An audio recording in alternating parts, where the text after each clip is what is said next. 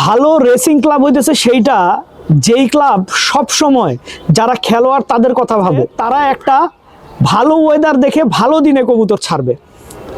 এই যে এই চিন্তা ভাবনাটা ভাই, এই চিন্তা ভাবনাটা করা অনেক কঠিন ভাই।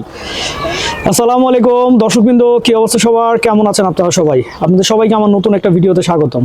দর্শকবৃন্দ, আমরা যারা কবুতর রেসিং করি আমরা সবাই চাই একটা ভালো ক্লাবে আমরা আসলে খেলবো। তো আসলে ভালো ক্লাবটা আসলে কি? ভালো রেসিং ক্লাব হইতেছে সেইটা যেই ক্লাব সব সময় যারা খেলোয়াড় তাদের কথা ভাবে।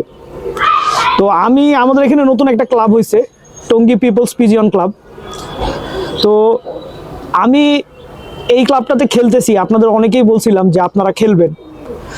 তো ব্যাপারটা হচ্ছে এই ক্লাবটা কেন ভালো ক্লাব আমি বলি।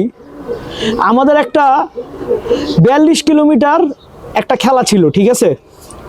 এই খেলার ডেট ছিল হচ্ছে গত শুক্রবার কবুতর নিয়ে যাওয়া হয়েছে স্পটে।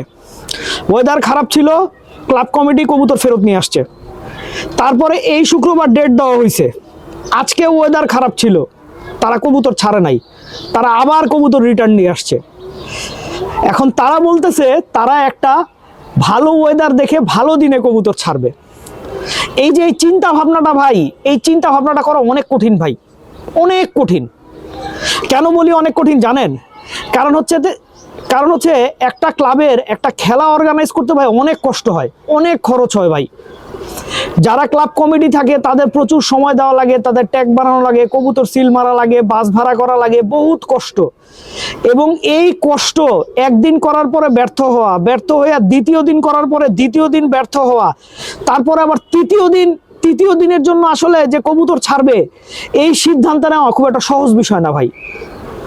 তো আমি এখন আমাদের টঙ্গী পিপলস পিজিয়ন ক্লাবকে আসলে আমি ধন্যবাদ জানাই তাদের এত সুন্দর সিদ্ধান্তের জন্য। যদিও অনেকের ইচ্ছা ছিল আজকে কবুতর ছেড়ে দেওয়ার, কিন্তু আসলে ক্লাব সেই সিদ্ধান্ত নেয় নাই যে কবুতর ছেড়ে দিবে।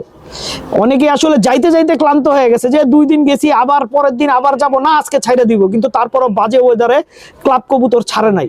সবাই ভালো থাকবেন, 5 ওয়াক্ত নামাজ পড়বেন। আসসালামু আলাইকুম।